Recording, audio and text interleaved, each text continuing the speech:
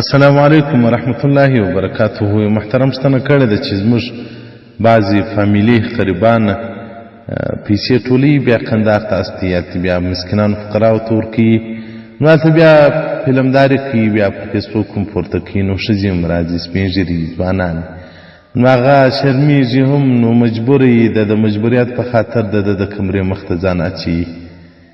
نو دی وایي دا عمل زه ورته ناروا دی، مه یې کوئ، په دې مغاړې بندېږي، د دې پر ځای چې اجر و ثواب لاسته راوړي، د الله په عذاب به ککړ سي، دې وایي یا پروا نه لري.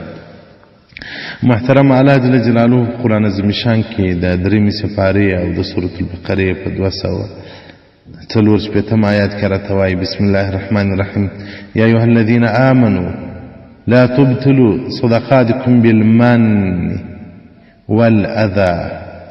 الله جل جلاله راته فرمایي، الله جل جلاله راته فرمایي وی انسانانو ایمان والاو چې تاسو پر الله ایمان لري، ورځ قیامت ایمان لري، تاسو مه باطلوي دا خپل خیراتونه بالمن په احسان سره، چې تاسو پر هغه چا احسان واچوي چې ولا ما خو نو دی در سره وکول، ولا اذى او ما په ضرر رسولو سره، ما ضرر هغه ته رسوي، هغه ته تکلیف ما رسوي، هغه ته دا ستا د زکات، ستا د خیرات، ستا د دغه په ورکولو باندې هغه ته تکلیف ما رسوه، ما هغه داسې ځای ته درغواړه چې په کې د هغه د نفس، د هغه د عزت، د هغه د ابرو بېعزتیا راسي. نو دغه رنګه د عبدالله بن عمر بن عاص رضی الله تعالی عنه څخه روایت دی چې رسول الله صلی الله علیه وسلم جنت ته به نه ننوځي منان ولا عاق، نه هغه څوک چې د مور پلار ازار وهلی بدبخته، او نه هغه څوک چې پر فقرا او مساکینو باندې احسانات اچي چې ولا ما خو نو دی در سره وکول، ما خو نو دی در سره وکول، هغه اجر رسي. تفسیر مظهر جلد اول صفحه 315 د سورة البقرې د 244 آیات متعلق. نو محترم دغه خلک چې دغه تصویران او کمرې او دا شان ورته نیولي تصویران ځینې اخره دي الله نه دي مطلب، بس دغه د مخلوق دپاره یې ښندنه وکوله، په ورځ قیامت کې دومره اجر نشته. ځکه هغه څوک چې د الله د رضا دپاره څه نه وکړي هغه الله نه قبلوي. مخلوق په نیت یې وکول، مکافات یې دغه و چې نوم بې لوړ شي، هم په فیسبوک کې پرته کوله پلانکي خان امر کې راغلی دی، دومره وړو لوبیا یې خیرات کړه، دا دی نو بلا وویستل، امر کې راغلی 2 پارسله وړو لوبیا یې در اخیستي دي. نو محترمینو یو خو دا کمرې ګرځول، تصویران اخیستل دا کبیره ګناه دی، حرام دی، حرام دی کې املا کې مغول خوري، کې عمې کې مغول خوري، بس د برام نه پس راوکشي.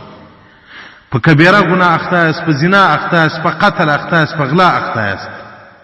د غلا او د قتل او د زنا دی بلا ور باندې وګرځېږي پر تصویرانو باندې، خلک یې هم جرم بولي، دی هم جرم بولي.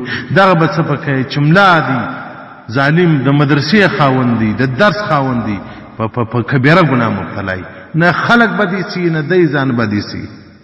ګناه چې په امت کې عامه سوه دا بل جرم دی. نو دغه خلک چې تصویران اخلي دا بله ګناه ده، دا چې دا مسلمانان زیروي، د هغو د ښځو د هلکانو د نجونو تصویران اخلي دا بله ګناه ده. هغه خو مجبوره ده ښکاره کوي د ماښام د روزه مات شی نه لري، که ته کمره ورته ونیسې، که د بل شی ورته ونیسې، دوی درځي هغه خپله ګوله وړي.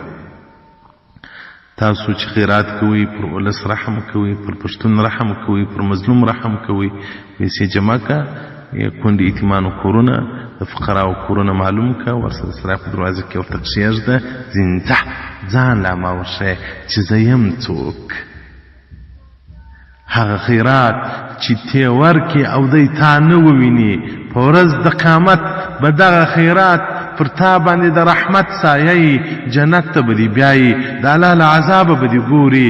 په هغه ورځ باندې چې انسانان لڅ لپړ راپورته کېږي، په هغه ورځ باندې چې ټول اعمال ښکاره کېږي. زما او ستا خو ګناهونه هېر دي چې په تېر کال ما او تا څه کړي دي، خو لیکن په هغه ورځ به ټوله ډېټا زما او ستا راپورته شي، فلانکې ورځ دا کړي دي، دا دې کړي دي، دا دې کړي.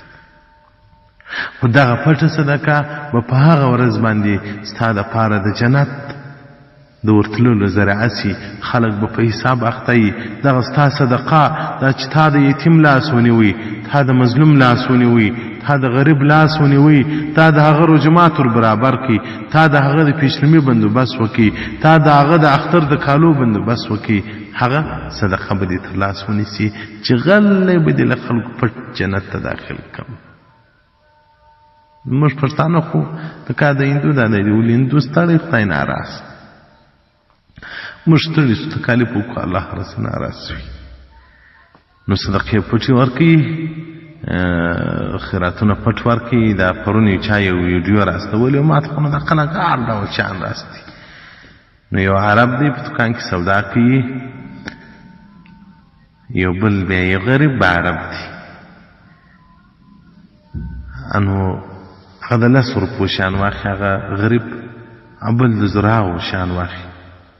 د دې ماړه عرب کې ورپکې فکر سو، دواړه سره روان دي. هغه موړ عرب ورته وایي رمضان روان دي شان واخله، هغه خرکې یو د 10 روپو شی راواخلي برک ورته روان سو. د ماړه عرب ورپکې فکر سو چې دا خو غریب و مسکین دی، برای ډېره سودا وکول، په موټر کې کښېښوله، په ده پسې ګوري چا کور یې معلوم کوي، هغه په کور ننوت یا مسکین، دا د کور مخ ته یې غوټه ورته کښېښوله، ځینې لاړی.